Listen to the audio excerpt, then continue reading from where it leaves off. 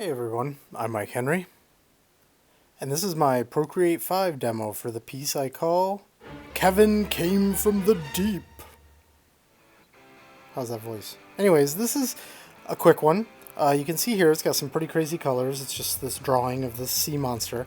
So we're going to try to get through this and explain everything that happens, although it happens very, very quickly. So the spear behind this one was just to draw a monster. You can see the kind of rough shape in the beginning. It was pretty much where I wanted to go with the whole thing, so I just figured, all right, let's finish it.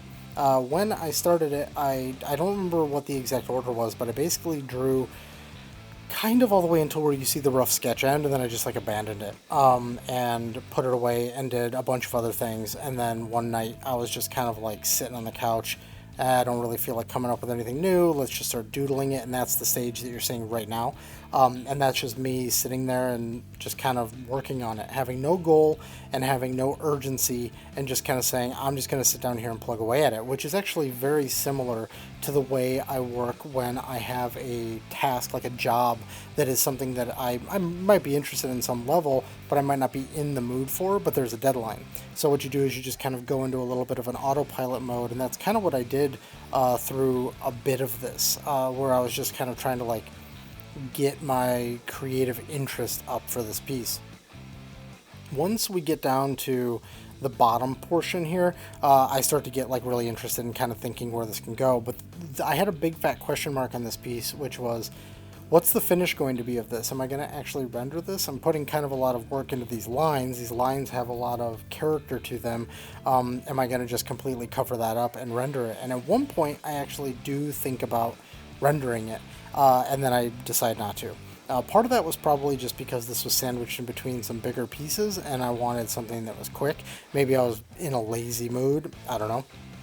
But you can see here that what first happens once the flatting starts, which the lines are going to be done in just a second here, then we're going to flip to the flats, is you see this big purple blotch get sort of thrown in right away, which is right here. And that's me being like, cool, I'm going to paint this up and I'm going to make it really colorful. And then I like instantly abandoned it. And I was like, no, it's going to be grayscale. So I just throw in some black, lower the opacity, some more black, lower the opacity, some white, lower the opacity. And that's kind of how I'm working here, using some texture and messing around.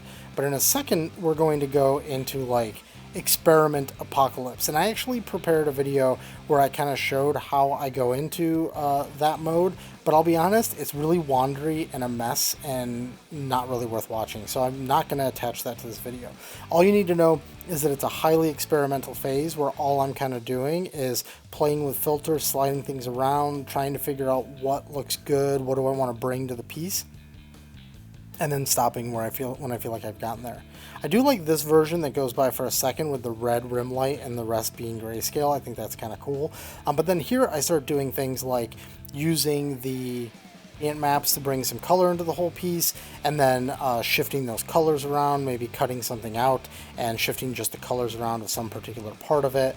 Here for a second you can see that the trees get colored green because I'm like, cool, I'll make those green. But then through some more iteration and just kind of playing with colors, I start landing on something that is has a little bit more nuance to it. We get some gradients on some like purple vignetting that's set to multiply.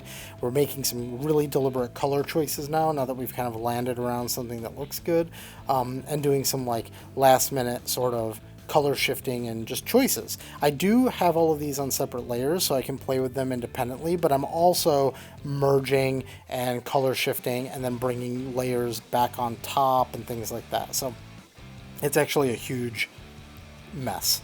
But at the end of the day, we end up with this piece right here, which is kind of just this like acid trip of colors, but the reality is that it feels cohesive. It feels like something that works. It feels almost like this weird, grotesque, almost like 80s era Ninja Turtles style character from a color point of view.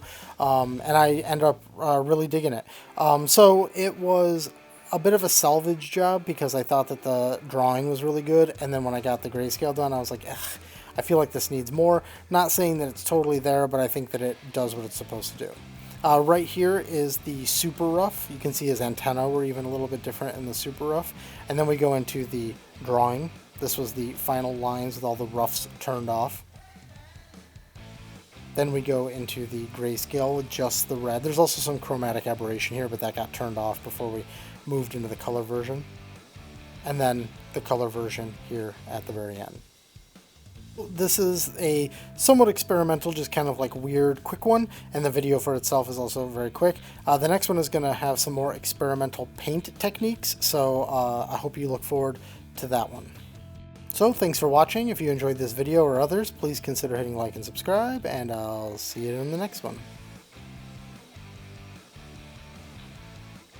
And if you're looking for me on the internet, these are the places where you can find me.